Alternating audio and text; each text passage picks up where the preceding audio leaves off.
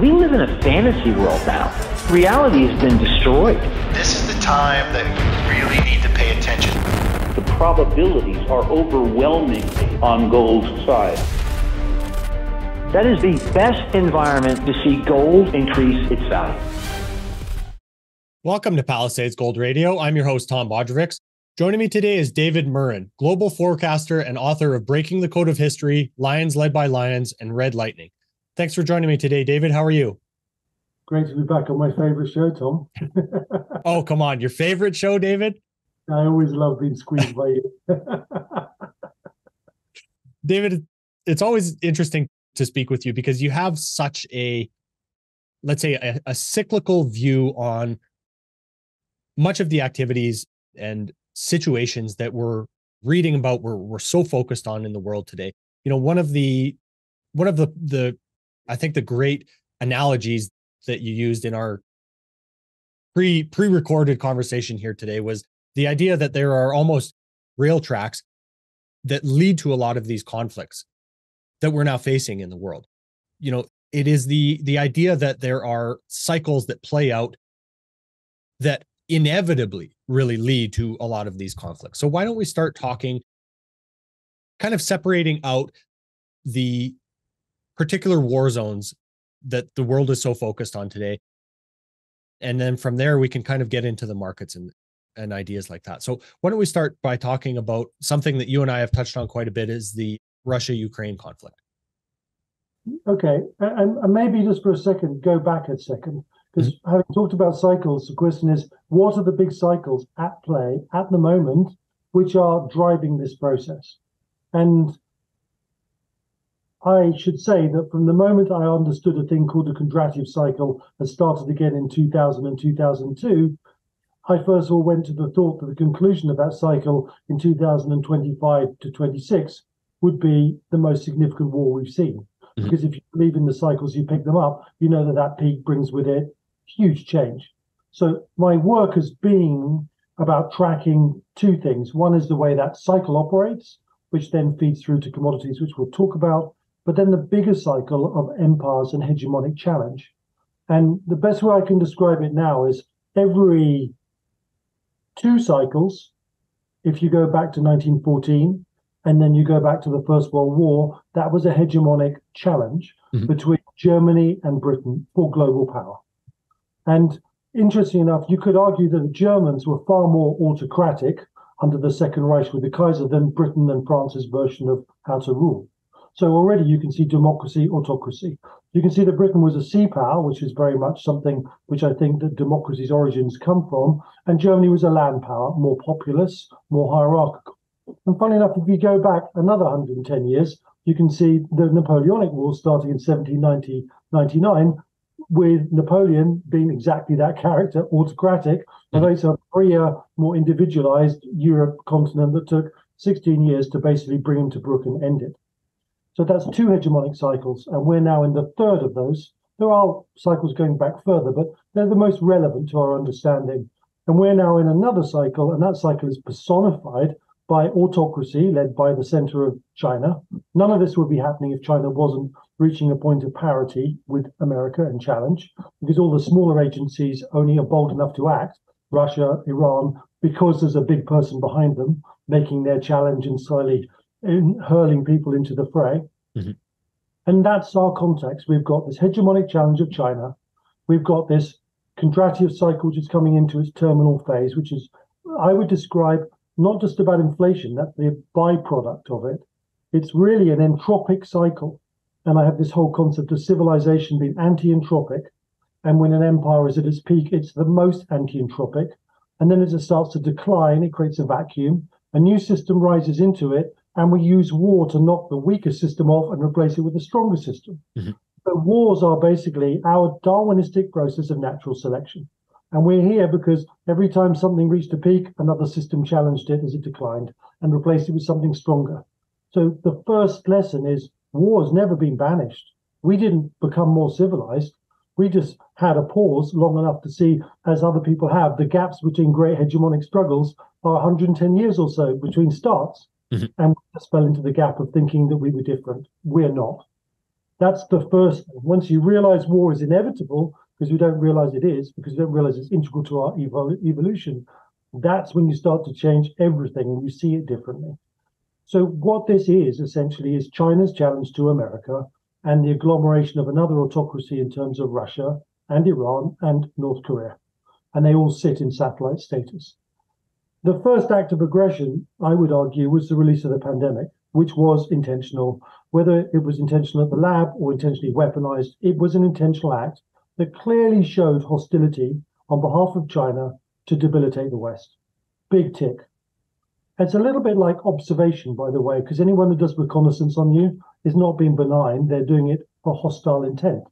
And that's the other thing we've seen with spying before that and the extraction of IP. Everything is highly hostile.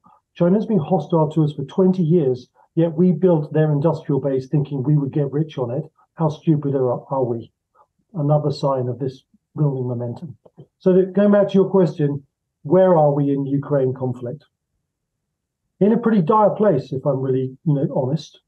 A dire place because the stalemate, which I really term the bloody stalemate, because it's brutal, is an exact product of the vision of Biden and Jake Sullivan, who decided in their infinite diswisdom that basically rather than confronting Putin and knocking him back, which could have actually stopped the chain of events, which we're now accelerating more and more into, and shown strength.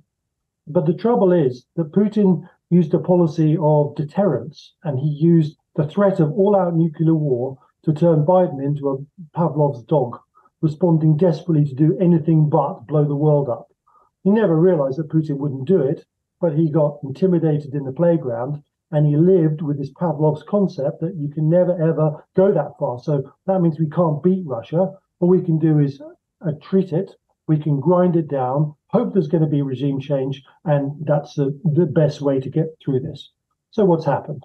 The Ukrainians have expended the most horrendous loss of life. To be fair, there are many Russians who didn't want to fight who've died, which is a horrendous thing. It's not just one side, it's horrendous loss of life. And Putin had a putsch, and he's stronger than ever, and there's no way he's going to be deposed. He controls the system totally. Wake up, world. He's not going to be shaken out of his tree. He's well and truly embedded in his tree. He's embedded, and his strategy is very different from ours. It's the perception he may not be able to win on the battlefield outright now, but he can outlive us and outfight us to the point where the winds of change come in America, the funding stops, and he wins his war. And we've given him all those lovely bones to make him think he can get away with it, rather than providing the weapon systems to win a conflict. And in looking at the whole summer offensive, the Ukrainians really have used what they've been given in a very effective way. But they have a huge problem. Twofold. There's three things that are different about this. Is one, everything you do on the battlefield is seen by drones or reconnaissance systems, which means concentration and breaking through is a challenge. It's a new challenge. But if you were facing NATO, that challenge would be overcome by air power. And in history, there is no combined arms operation that succeeded without air dominance. So asking the Ukrainians to do it without air dominance or even air neutrality at the beginning, because they couldn't defend their attacking moments from Russian K-52 helicopters, is just, it's rude to ask them to do that. It was rude. It was arrogant. And then to see the Germans saying, you're not doing what you should do, again, it's just, we've lost the plot. We lost it. And I think we betrayed Ukraine, fundamentally. Biden and Sullivan betrayed them. And they now face in a position where we either give them what they need, or we're about to run out of ammunition, with the Russian stocks being greater for their artillery shells. Now they've got them from North Korea. The European program of, I promise you 1 million and I make 300,000 doesn't look good. And the problem now is that some of those shells that were coming out of Israel are being called back to Israel because of Israel's activities. So as far as Putin's concerned, this is an amazing moment. He's fended off the whole offensive. He's sold the concept to the West through infiltration and action that this is an unwinnable war. And now you're seeing areas, the Republican Trumpites, and let's face it, Trump and Putin had an unnatural covert relationship of some kind that never made sense if you look at their actions, apart from there was some level of control or influence. And now you've got Trumpites in the House blocking or trying to block the funding, and they look like they are blocking the funding. And the only way around that, if they manage to do that, is Europe substitutes, raises the money, and pays America for weapons that then go out. And I think that may well be the only way this process might resolve itself if the House can't be cleared with this blockage. And that doesn't look very optimistic. So Putin is sleeping really well right now. And, we've lost. We've failed to punish him decisively. And what's crazy is we had the weapon systems and capability to wipe him out.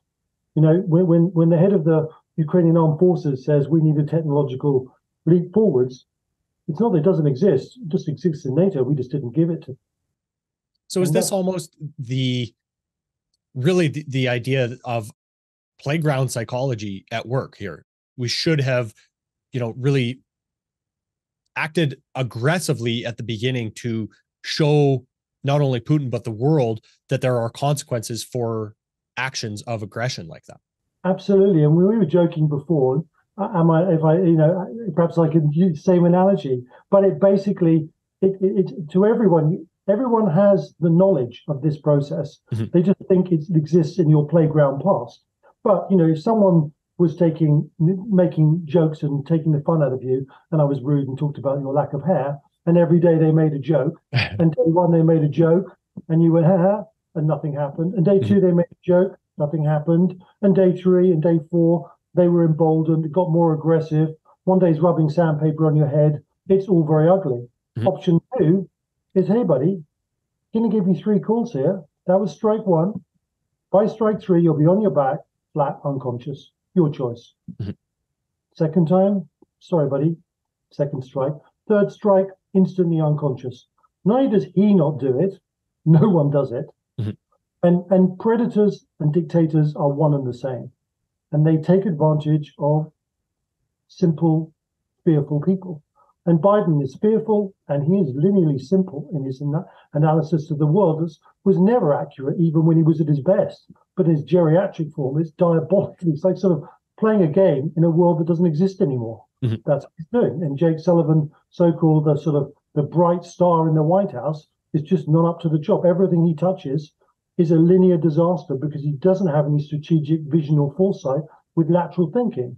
And engagements of challenge are lateral. They're not linear. They don't play the game according to how America likes to play the game. They find your weakness and they burrow underneath the ground, mm-hmm. quite literally in the case of Hamas. So we've got the worst leadership. It's weak. Its history is never, ever called the COVID epidemic. I think I've got my own reasons for that. I think it was an intelligence operation that compromised America as they tried to find out more about the PLA program. They're embarrassed, so they never called it. And you've got this route from Afghanistan, which is just terrifying. And we sold out our allies, or America did in the process. Huge incompetence. You've got the failure to see an invasion coming and take him inside and warn him the way we just described. Hey, Mr. Putin, 3 strikes. And by the way, did you know that Ukraine's a member of NATO as of yesterday? So off you go. What do you want to do? I mean, the way forward, what could you have done in that process? You could have done something that no one ever thought, which was let Ukraine into NATO in the most secret negotiations ever and said, now it's a member of NATO, call a bluff. Mm-hmm. But we didn't do that, and we didn't support them. And if it wasn't for Boris Johnson, the speed of the White House's response would have left Ukraine overwhelmed. Johnson single-handedly pulled the White House in and changed the face of that battle. Mm-hmm. He did everything else he touched poorly, but that one thing was brilliant and game-changing. Now, he didn't do it just through vision. He did it because he was desperate politically. But nonetheless, he did it. And he deserves credit for that because it was massive. But now... Go ahead, David. Just finish that thought there. Right now, we've got a situation where Putin's architecture of this is an unwinnable war, you can't go forwards, do you want to do this anymore? The only way to get through this is let me win. Basically, that's the narrative. And mm-hmm. Biden and Sullivan have reinforced it. And then that gave him time, I'm convinced, a link between Russia and Iran, because let's look at it, Iran is providing weapons to the war with Russia. That means there's a conversational route. That meant there could you do something down south? Would you mind? I mean, that's how the world really works. To think mm-hmm. it didn't happen is madness. So you can now see the link between Russia and Iran. And imagine if we closed Russia out, this wouldn't be happening. Mm-hmm. So now you've got escalation flowing into another hot zone. And one of the things that happens in these Kondratiev peaks is as the entropy surges across the human system, the fractures between nations become greater, leading to conflict, and the fractures within nations become greater. And one of the things interesting in World War One, as you move in, British society and German society were pretty homogeneous. So the idea you saw marches in the streets against the government didn't happen. But because we've now got fully integrated societies with minorities that have completely different views from the country they're in, we are now seeing those fracture points flare up. And that's really important point, is that we've got to get control of it because it weakens us. We have to get our house in order, and we have to have dare I say it, a party line of relative behavior, which doesn't fit with democracy. But in wartime, that's exactly what you do. You have to create a degree of coherence. And having these 100,000 marches from Palestinians and the police not daring to respond because there's too many of them, that doesn't work at all. So we need to get our house in order as a woke, broken, liberal Western world, so we can then present more strength in trying to cope with the outside problems. So we've been found wanting in Ukraine, and we are very exposed right now, Ukraine more so. And that's point one, we're losing. David, I was going to ask you if, we're kind of speaking about the idea that we might be able to change some of these outcomes if we just did this or responded more aggressively, whatever the case may be. However, you describe a lot of these cycles as unconscious cycles that humans fall into. So is there even a point to really speaking about the things that could have changed the course of what is coming, or is it, really a foregone conclusion? All right, let's reduce it to the personal. Humans, all of us, create habitual behaviors because they use less of our brain and save calories. And those habits become life-forming, defining actions. And unconsciously, we just keep doing them. So at some stage, we decide that one of those is smoking, and we finally work out inside that, not just intellectually, that we might die from it. So now you've got to break. The first thing is to realize how bad the habit is, that you're not going to be the exception with respect to the bad input. Then to see the habit, that's 50% of it, and then to start making conscious choices to not smoke. That's how we evolve as individuals. And I see us as a human race as exactly the same.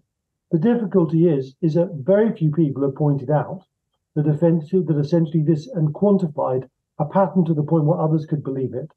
And that's what my life's work has been about, is trying to explain to people just how unconscious this habitual process is that we have. It's also be able to distill where good and bad behavior exists and where options exist. So, for example, how do you change where we are right now? If I could have a magic wand, what mechanism does David Murrin do to 2 years earlier change the way we are? Well, my adaptation through lateralization program recognizes the fundamental paradigm of decline is linearization.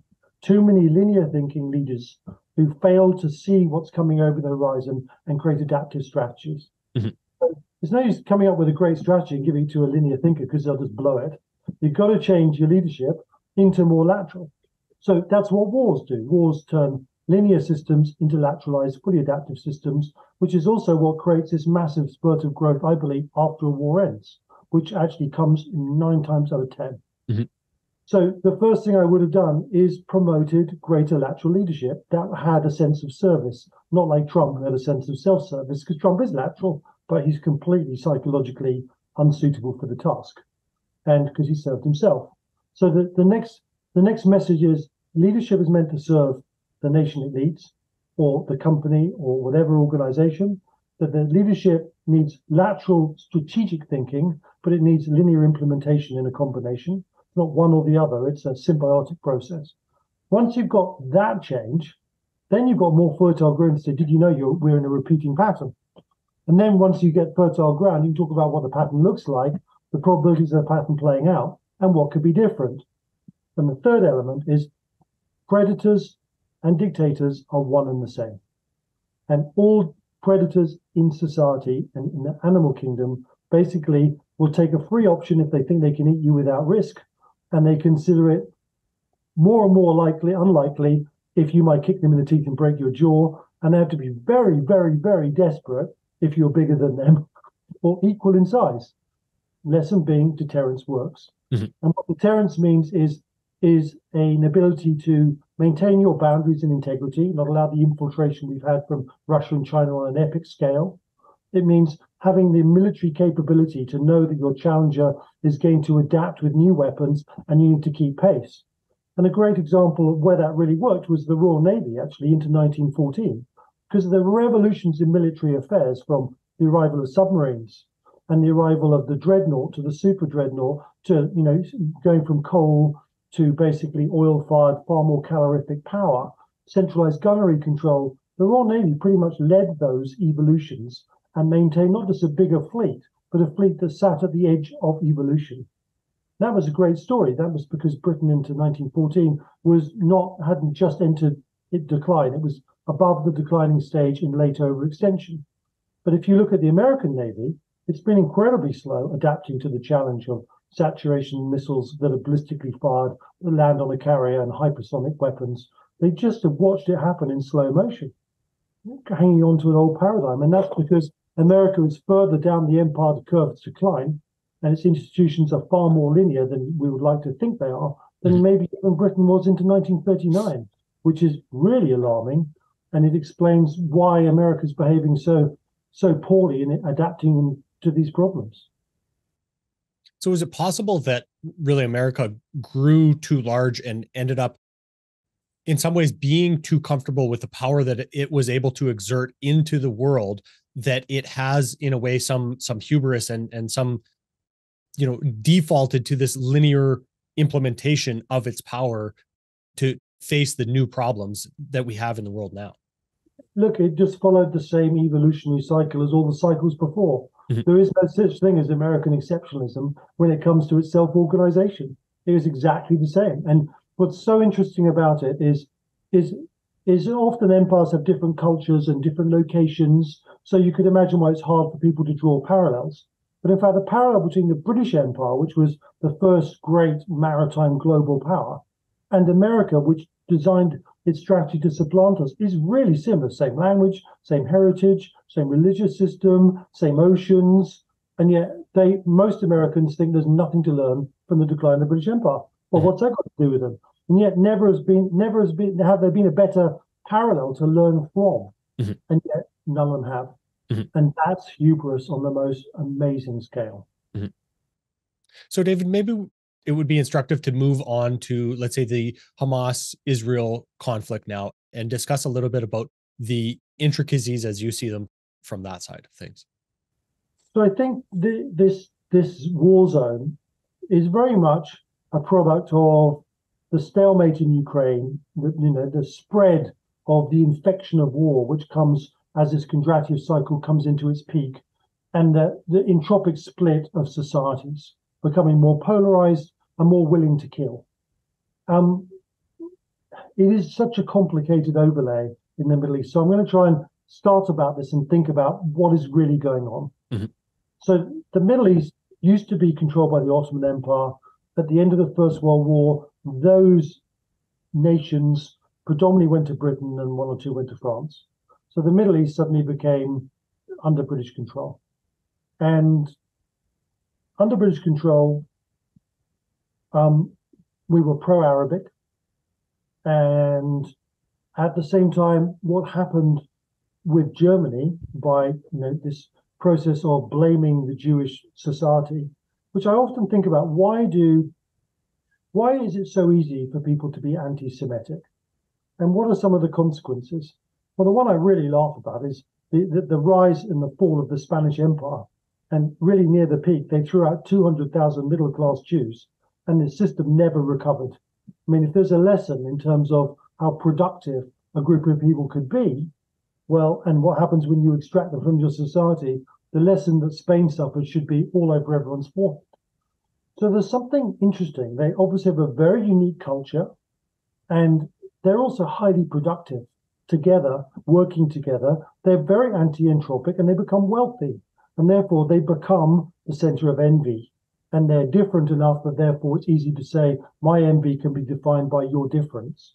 And they've suffered from that, which, is an appalling concept, but there are lots of other minorities which are not dissimilar. If you go across and you look at the Kurds have suffered a very similar fate as the Jews, but get absolutely no airtime. They're scattered amongst Middle Eastern countries. They're persecuted. So it's not just about the Jews. It happens to other minorities with very definable cultures. So I think we should just put that on the table. The next thing that happened is that when we left Palestine, as we did in the partition with India, obviously both sides, whether it was Muslim and Hindu in India, fought until they created borders and separateness. And they've had a couple of wars, but they've sort of accepted those borders since. But what happened with the Zionists, and I do think there's a little chuckle here before the war, they sort of infiltrated their way into Palestine, and the Arabs sold them, crappy marshlands that were worthless for huge amounts of money. And the industrious Zionists drained it and made it productive kibbutz. And they provided anchors for other immigrants to come in. So it was their greed that essentially gave away the first roots that allowed this infiltration of Zionism into what was an Arab Palestine. And then essentially, when the war started and Britain left, there was a new hegemon. And the new hegemon was America. And America basically supported the rise of an Israeli Zionist Israel. And Israel in the process became America's creation. An island in the Middle East, in effect. And at that time, obviously, they had influence in Iran prior to the Shah's revolution. And so think of Israel as one of the great sort of extensions of American power into another region. And we can conclude that if Israel implodes, the damage done to the American empire and the recognition of its failure is huge, as it was for us when we lost Suez. It's the end of your empire. There's a lot at stake with Israel's existence. And then you've got this other process from then onwards. The Middle East became part of the proxy war of the Cold War. The Arabs were supported by the USSR and Israel was supported by the West. And all of those Arab-Israeli wars were proxies for a Cold War. Lo and behold, the Cold War ends and it moves more and more to a sort of peacetime paradigm, except something else is happening. The Middle East is rising up as a collective entity, and Islamic identity is beginning to rise as the great piston of the decline of the Western empires gave it space to move into it. And the first time it exerted itself was when the oil shock in 73 said, we've got power over you. And they used it when they could. And inside that is a civil war where the Shia Iranian world, which is in many ways like a Protestant mindset, freer, more revolutionary, is challenging the status quo for who dominates the rise of this region area. Sunni powers, the main ones being the Turks and the Saudi Arabians, and now on the other side, you've got Iran. So you've got this regional struggle, you've got this injection of hegemony and importance of Israel, and you've got a proper hodgepodge of a rising system effectively at war with itself, seeking its collective identity. And into that mist, you've got the dynamics where why don't the other Arab countries basically take all the people in the Gaza Strip and build them a city with the money from Saudi Arabia that wouldn't touch it, cost them for a moment, and stop the problem? Well, I came across some interesting sort of points where when the war was lost and if some of the Palestinians went to different places, 300,000 went to Jordan, didn't integrate, and in the end there was a civil war because of their militancy. Mm-hmm. So the reason why the Arabs don't want the Palestinians to be in their country and won't accept them is because there's a militancy which goes beyond just anti-Israeli. And that's, and for example, you look at Egypt, they don't want the Muslim Brotherhood near them. All these sides have different perspectives, but they don't favor an open arms of we'll save you from this. So, and then sadly, and this is, you've got Iran after the American failures in Iraq, basically gaining more influence in the southern Shia zone and the middle parts of Iraq into Lebanon, creating proxies and waiting for that moment when they were going to make their move with a move for atomic weapons and proxy action. And they had an interesting problem. How do you get more liberal Arab people to accept the draconian measures of the mullahs? You don't. So what you do is you have another meme, which was hate Israel, destroy Israel, come and join us. And that's what they've used to spread into the Sunni world when they have no common ground. So they've used hatred of Israel to bind their enemies together in an alliance, which has given them regional power. Mm-hmm. And then if you add back into it, you've had this ridiculous Obama concept of do a deal with them, stop the nuclear weapons to approach and a breakout, send them 3 Hercules full of cash. What do the Iranians do? Start a war in Yemen against Saudi Arabia, which has killed tens of thousands we don't talk about. And there you've got Obama wanting to repeat the deal, sending the same signals of idiocy and stupid behavior just before they tried to create a rapprochement between Israel and Saudi Arabia. And they weren't alert to the fact that Iran would have lost out enormously. So of course it's going to trigger some action that alienates Israel from the Arab world. And that's exactly what this was. It was an action designed to be the most heinous, most brutal, most appalling, knowing that, Netanyahu was basically going to look like an idiot, would lash out like a strong man, over-respond, look like he was inhumane by killing civilians, which is what they did in the first days until they got control of themselves. But since then, I think they've been far more judicial than the liberal press actually portrays. Simply, if you look at the amount of ordnance they've dropped and you look at the population density, I don't understand how, if they were doing it on purpose, designed to create destruction, there'll be 100,000 deaths rather than the 10,000, which are appalling to see. But still, there is fire discipline in the Israeli actions, and they're fighting an organization that's pulling the civilian population over their heads, wanting them to die. Mm-hmm. And I feel so sorry for the population, because you've got the Hamas leadership who want them to die, because that's how they turn the rest of the Arab world against Israel. And you've got Israel who doesn't want to kill them, basically because it knows it, and is trying to be judicious, but still can't stop it because of the complexity of the situation. Mm-hmm. And yet it's got an enemy that's entrenched and dangerous. And I think the thing that is, we call them a terrorist organization. I think that's wrong. Okay, we've got to remember that Gaza was under its own state control under Hamas government. It was a state that made an act of war against Israel. And it's not just a bunch of terrorists in your country, it's a separate state. And there's an act of war, and there is war that continues in that process.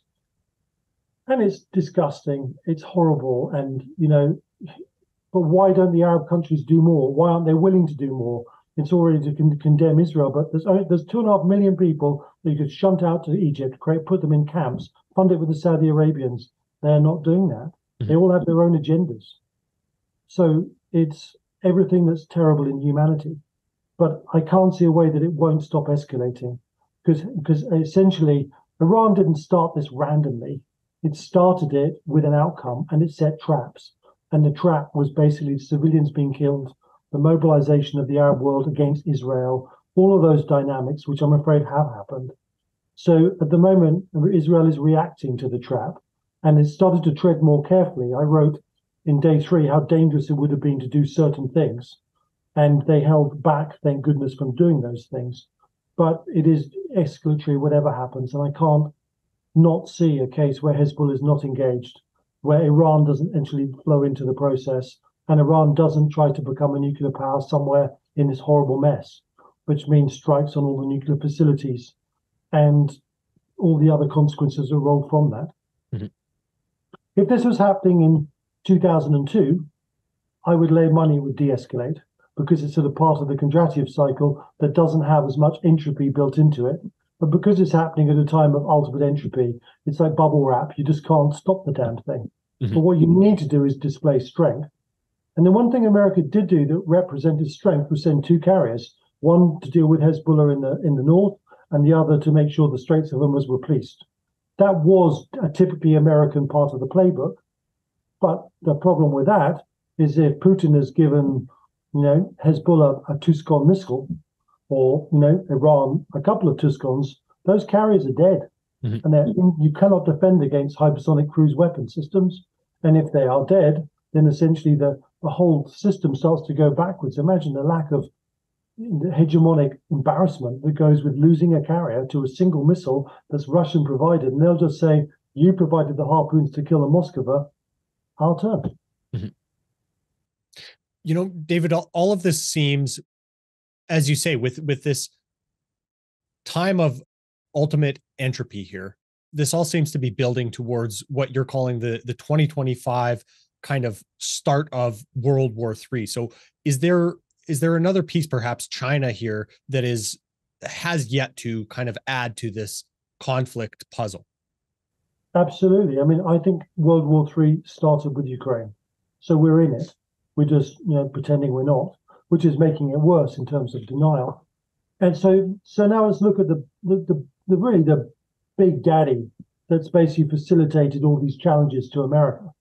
And China set itself, I believe, in motion in 2020 with a Nazi 4-year type plan, which was greater self-responsibility, stockpiling of resources, and a natural gap from export to consumer that couldn't fill it, which is why the economy is doing so badly.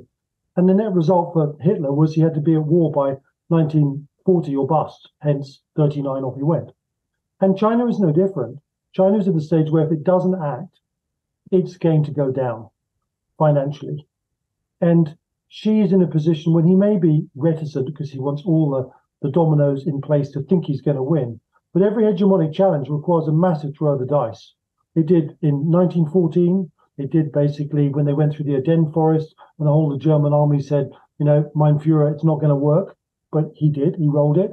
They did in many ways with Japan, with Pearl Harbor. And they did afterwards grab everything in sight and create a Middle Eastern, a Far Eastern empire before it was recaptured. So my point is, not all the conditions are going to be in place when Xi has to move. But what's pushing him towards taking the risk is the economic 4-year plan, which is now near the end of its term. Mm-hmm. There are two other components. One is the advantage with hypersonic weapons and ballistic missiles with kill capabilities to carriers and ships, which basically the US Navy is doing everything it can to try and counter. And there's a window when that will be able to operate and a window when it will be ablated. And, let's just say that's a year if you're generous.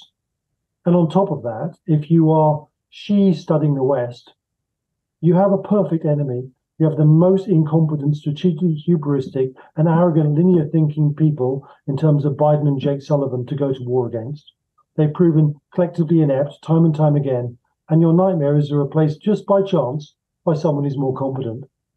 And so what really, when you stack that up, it's a sort of go, no go, and the window is much shorter than people think.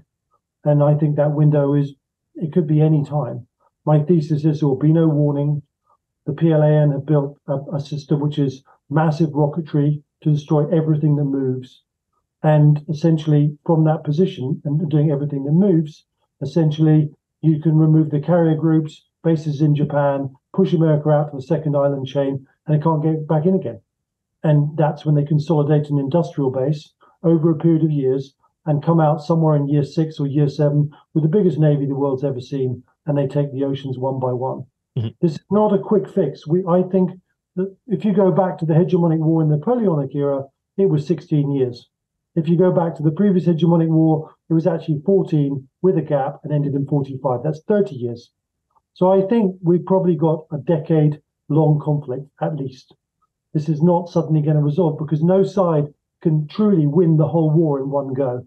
What you can do is start the algorithmic process of expanding. As Hitler did, you take Western Europe and then you go to Russia, and they failed. But imagine if they got Russia, and that algorithmic expansion means you get more land, more people, greater industrial base, more resources. You consolidate them, you harness them, and then you take on bigger enemies. So that's what China will be doing. It won't seek to win instantly.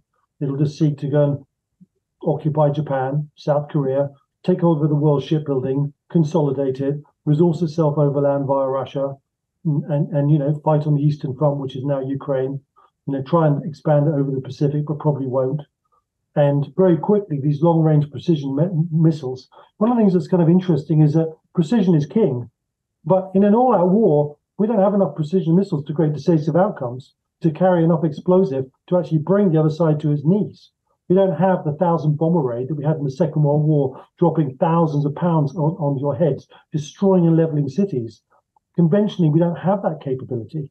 So again, in a strange way, we've gone from civilian population totally at risk through conventional bombing, totally at risk through nuclear war, which I don't think is a ceiling that will be approached because each side wants to win and one way or the other and will survive. But we don't have the ability to basically change outcomes because we don't have millions of missiles. We have tens of hundreds of missiles, not enough. Mm-hmm. I think that's a very peculiar twist in war. It's almost a sort of, strange enough, it's a de-escalation that we haven't realized. So, David, you just kind of brought up the idea of resources. And this global conflict that ends up, I think, ultimately being based around resources, right? So how does that really, all of these conflicts start to affect the commodity cycle, and in turn, much of the markets that we face and care about on a day-to-day basis? So I'm going to turn that around. Okay, I don't think, it's quite interesting. Chicken or egg, which one causes the problem? Mm-hmm. And I think what causes the problem is this entropic cycle, which is like a massive heartbeat. And I don't know where it comes from. It's one of the mysteries I don't understand, that pumps through the human system. And with it, you see inflation as a measure and commodity pricing, but really it's entropic energy surging through to reorder our human systems. And in that process, as you come to this last phase, conflict is part of it. And as you move as part of that, you see obviously movement in the commodity resource space. You then see conflict. And within these big conflicts, you see constriction. And the best example of constriction is the Battle of the Atlantic in both World War I and World War II. And if you go and look at where the peak surged in the commodity cycle in World War I, it was the peak of the U-boat success before convoys were brought in 1917. Mm-hmm. That was actually the peak. And once the convoy system came in and supplies flowed through, the peak started to ebb.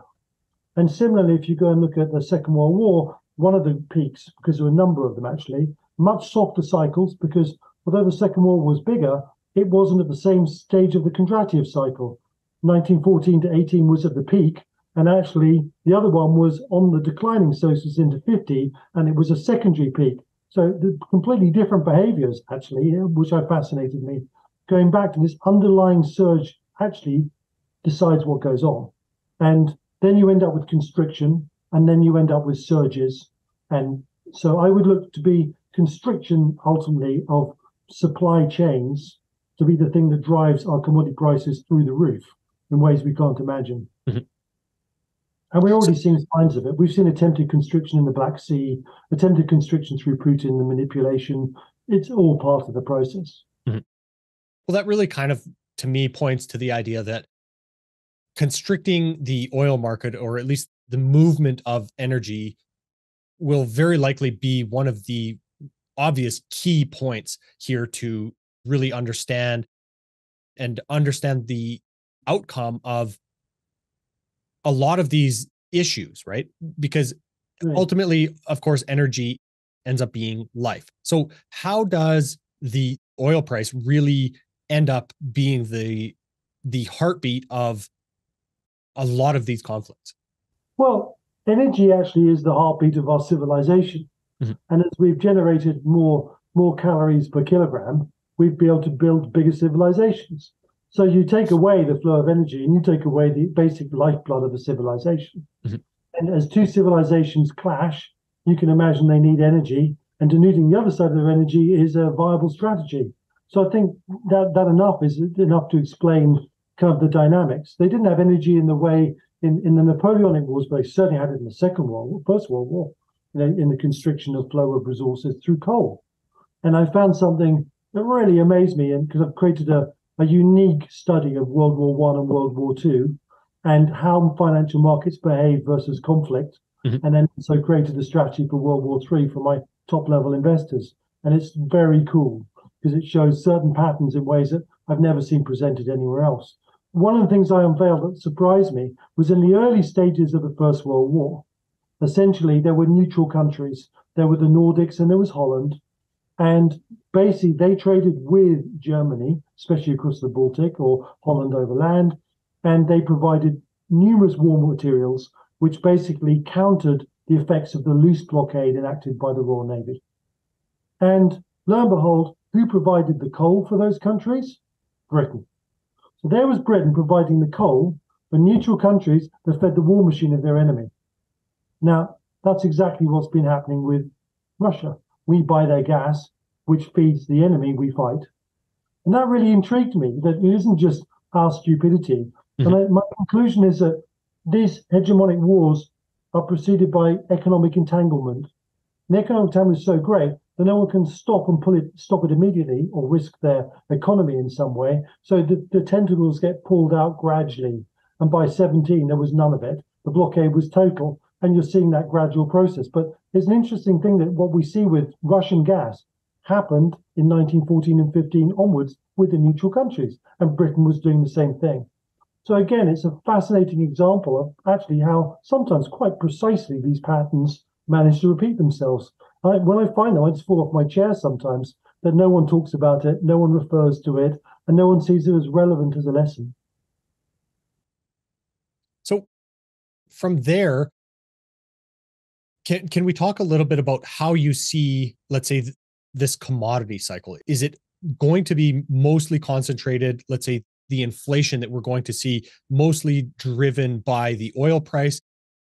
Are there certain, pieces of this commodity complex that should be separated out and spoken about differently? How do you see that this drive for, let's say, this next decade of conflict as you described it? So for those of you listening, and saying, well, how realistic is David on drugs or whatever, I'd say simply just watch the oil price. If the oil price starts to go down, then you can see the world has been de-escalating. If the oil price starts to go up, you should start to go, oh, remember what he said? Oh, my goodness. So oil price, and it sits right, I think, at a point where we should see it start to move, really move. Mm-hmm. Gas is the same. And so in your portfolio, gas looks to me like it's coiled, ready for a whopping great move. It's up around sort of 3.6 easily. It's going to go to 10. And if it does what I think, it'll go to 20 or 30 in the States, let alone European gas, which is more premium. And then uranium actually has been ahead of oil. It's stronger than any of them. So looking at those three commodities, so far, they're set up for continuation and acceleration.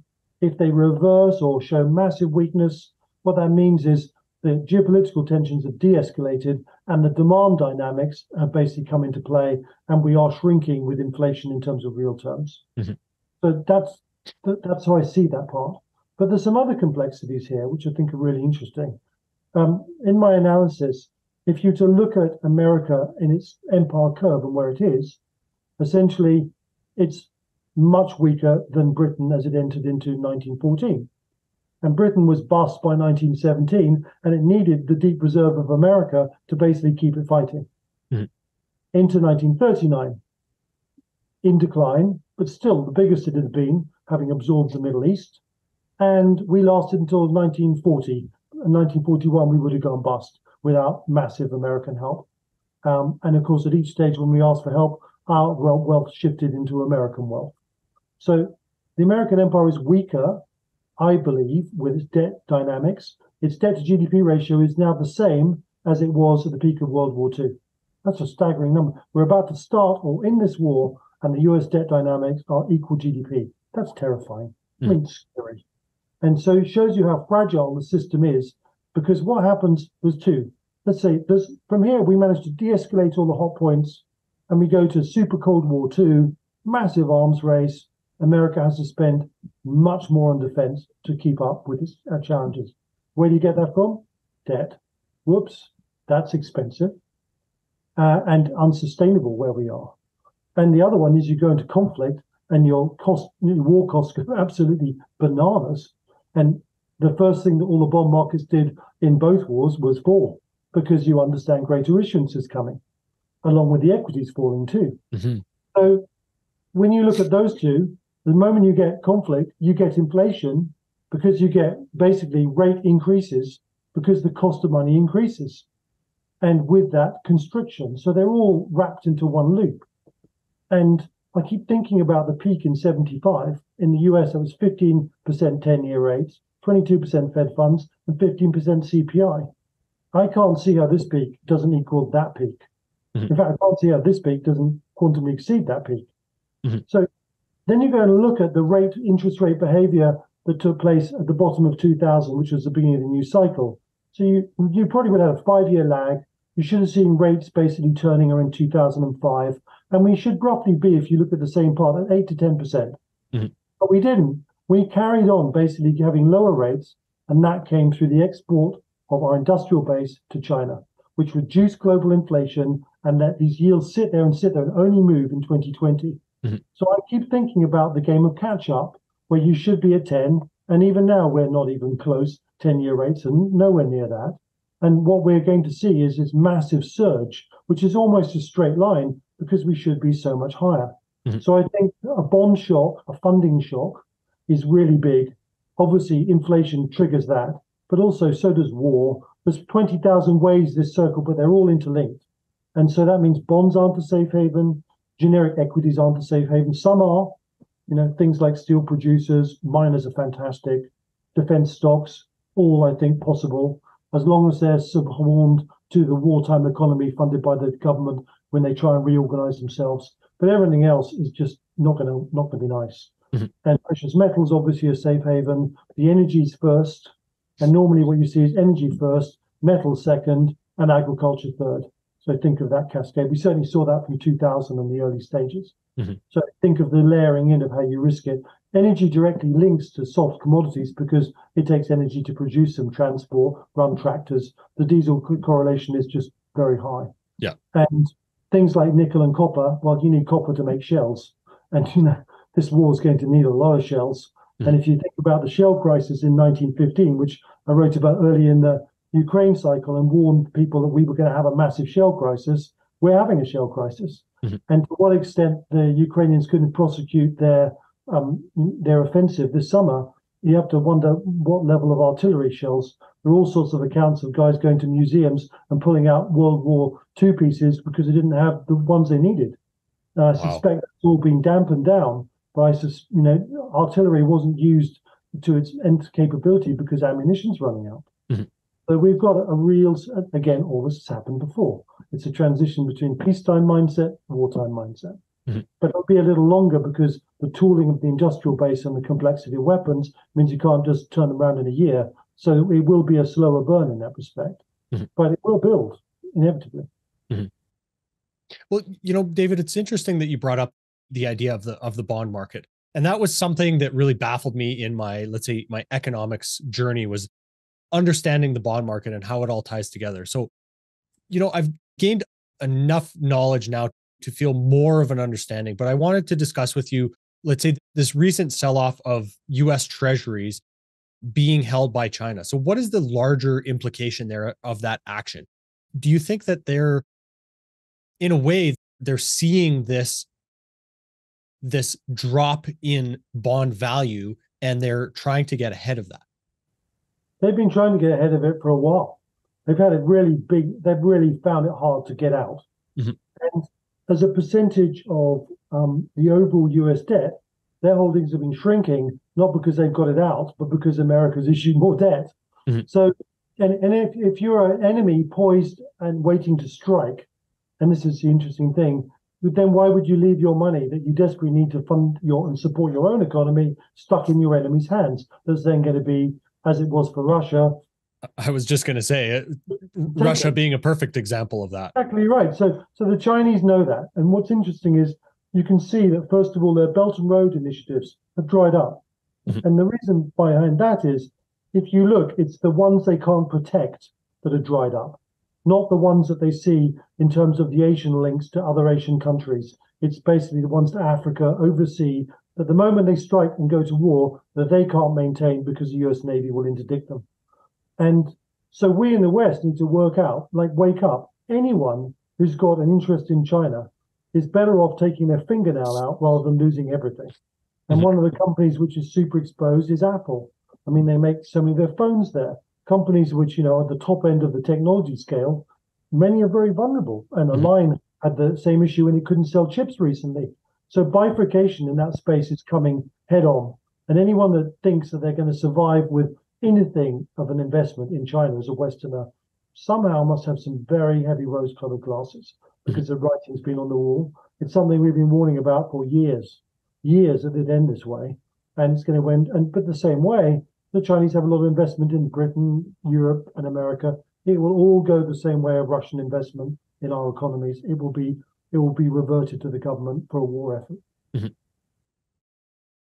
David, how do you see, let's say, the issues that China faces? I had a conversation the other day where we touched on the demographic problem that China has.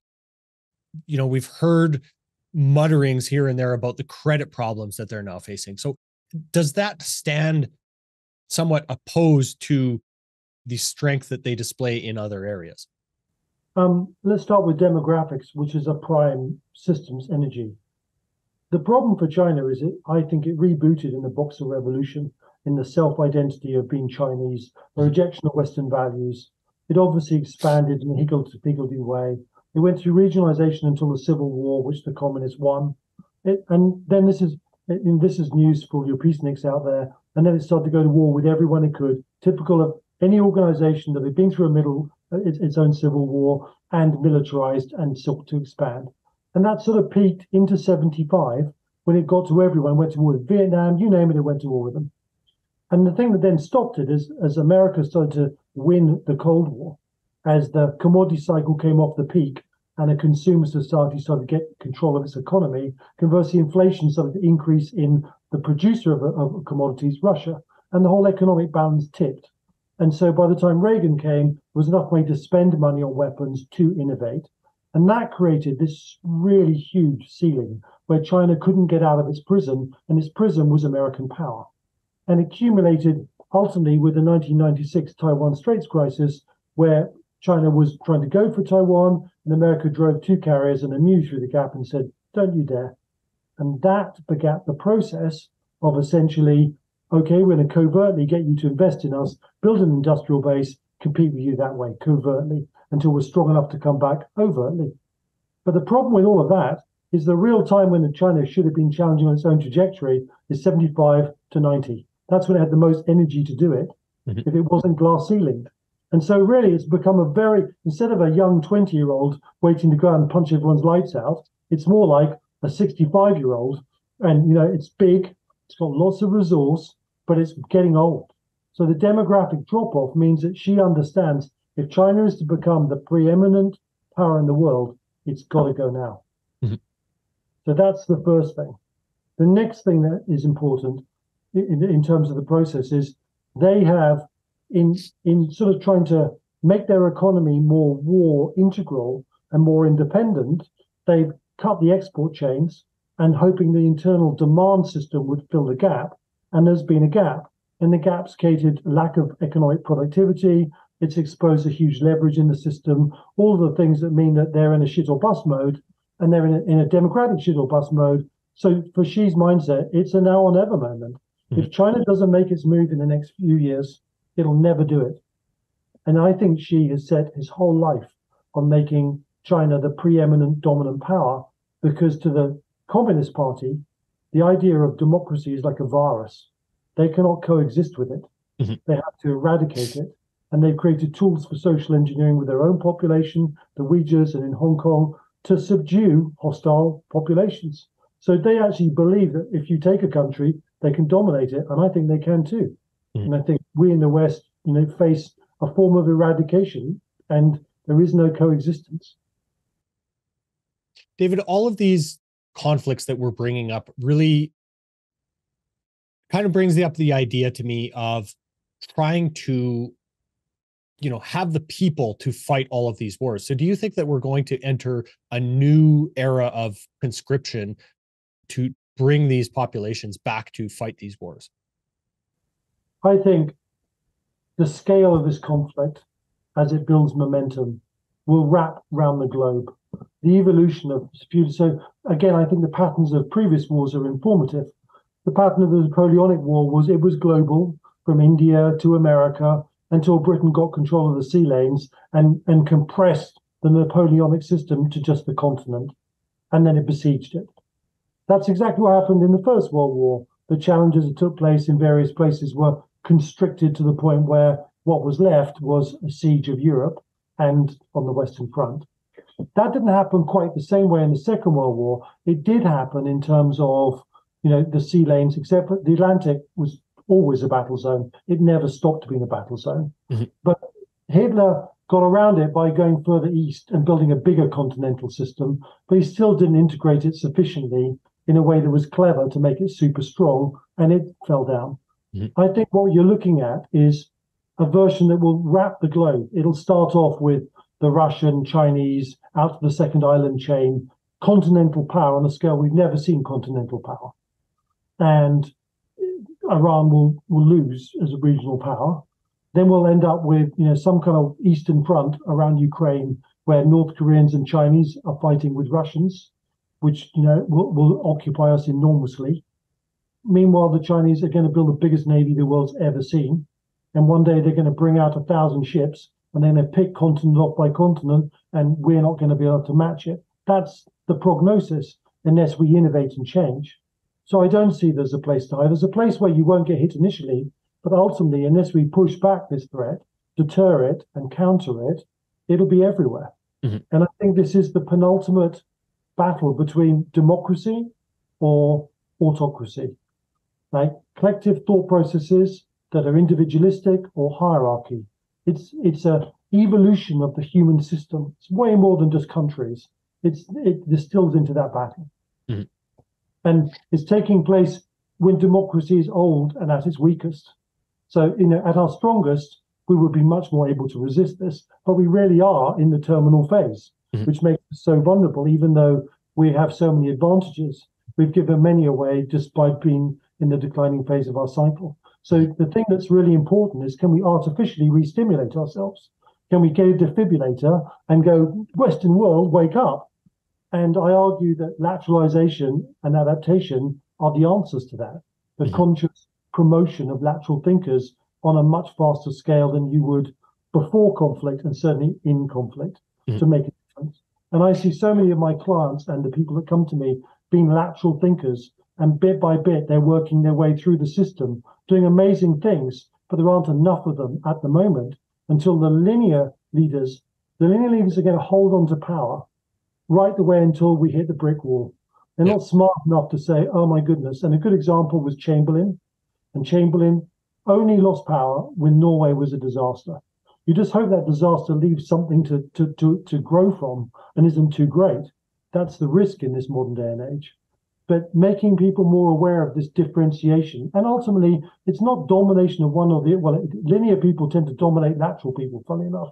Lateral people tend to actually symbiotically work with linear people because they integrate better in their strategic vision. We need far more lateralization in the West, and we need to embrace, and those people are lateral need to work together because they're naturally lone wolves, used to working alone, and actually they need to cluster together to create influence groups to make a difference. Mm-hmm. And then they can't be arrogant when they get hold of that power and say, well, you screwed it up and I'm going to do better. They've actually got to be smart enough to then integrate implementation strategies with linear people who can do details. Mm-hmm. So it's a mindful process. But I've seen it work. I was involved with a military organization that was formed on a large scale that we introduced this idea to. And it was quite fascinating how quickly people were walking through the hall saying, you're linear, I'm lateral, you do that, I'll do this. And it's turned out to be one of the most amazing fighting formations created in the past 10 years, the mm-hmm. past decades, as a result of that recognition of skill sets. Well, I was thinking earlier, for those that are interested in more of a conversation of lateral versus linear thinking, I would refer people back to one of our previous conversations, as you and I discussed it at length, and I'll put the link to that show in the show notes. But David, is there anything else that we didn't go over that is on your mind today? I think it's a great idea, by the way, because that was a great pod. Yeah, there is. Look, this is a very, very scary time. And my heart goes out to Jews in Western society that feel intimidated by what they're seeing, something none of us should accept, mm-hmm. allow, or do anything but support minorities that deserve to have freedom in our society. And I think it goes back to the playground. Bullying in any shape or form cannot be tolerated in our society. And too many people watch bullies and don't stand up to them. So it's about everyone turning around and calling a bully a bully. Mm-hmm. And when it's seen, call it out. And we need to do that because the fractions within our society are not the things going to bring us down. We're now at the stage where the enemy's at the gates and we're still in denial that the enemy even exists. Mm-hmm. And all of this is scary, but it has happened before. Democracies have survived. I just hope the initial blow isn't so great that we fall over. And I think at the moment, however bad it will be, we will still be there in a recovery and a fight back mode. And it's about having the courage to realize our ancestors have been through this. We've made all the same mistakes, got ourselves into the same mess. We need to address that at some stage to be more aware so that it never happens again. Looking forwards, where do I think this great struggle between democracy and autocracy and hierarchy resolves itself? Ultimately, I think autocracy will lose. It will lose for the very simple process that conflict is the ultimate mechanism of adaptation. And with far more adapting nodes with a society full of lateral thinkers, you're far more likely in a sustained conflict to find a very unique outcome that pulls the enemy down. Mm-hmm. I often think about how adaptive Britain was even in the Second World War, the Dam Busters raid, the Tall Boys, and think about the funnies, for example, which were Hobart's funny tanks that got us off the beaches against the impediments of minefields and obstacles and pillboxes, which the Americans laughed at and paid an enormous price for on Omaha. And so that level of adaptability can make an enormous difference. And although there is adaptability in the Chinese system, just like all autocracies, it will be slower to implement, slower to move. And I think when we finally mobilize with more lateralization, that's our key to success.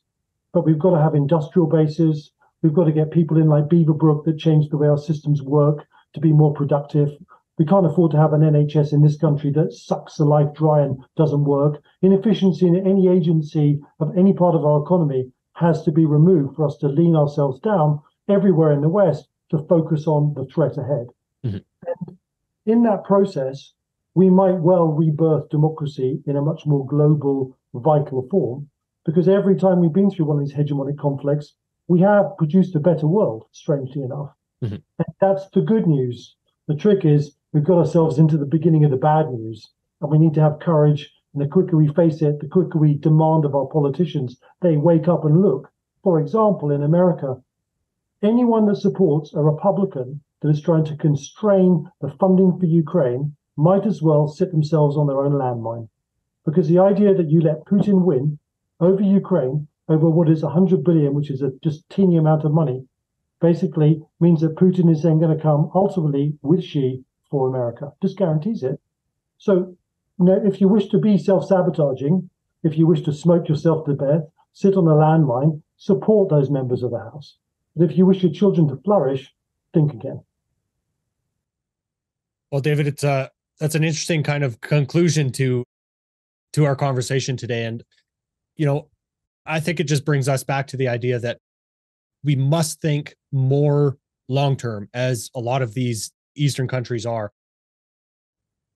and really try to figure out what the next domino pieces are to fall based on, let's say, these current actions. And I really appreciate you coming on to help shed some light on a lot of those ideas. Of course, for anybody that wants to find more of your work, on Twitter @Global Forecaster, and David Murrin, 2 R's, murrin.co.uk, where you do a ton of writing, market analysis, all kinds of different pieces of the puzzle that really help illuminate a lot of this. And David, I want to thank you again for your time today. Thanks, Tom. It's been a great pleasure as usual. And I think you just put your finger on it. We need far more strategic thinking in our society in every aspect, from government to the military, to organizations, to our own individual lives, that then demand more of our politicians. Mm-hmm. Thanks for the privilege to talk to you. Share it with your listeners. Absolutely. Thanks a lot, David. Thanks, Tom. Until next time. This podcast is for general informational purposes only. Nothing on this podcast should be taken as investment advice. Guests on this show are not compensated for their appearance. Listeners are urged to educate themselves and make their own decisions. Do not base any investment decisions on the information contained. To view our full disclaimer, please visit our website.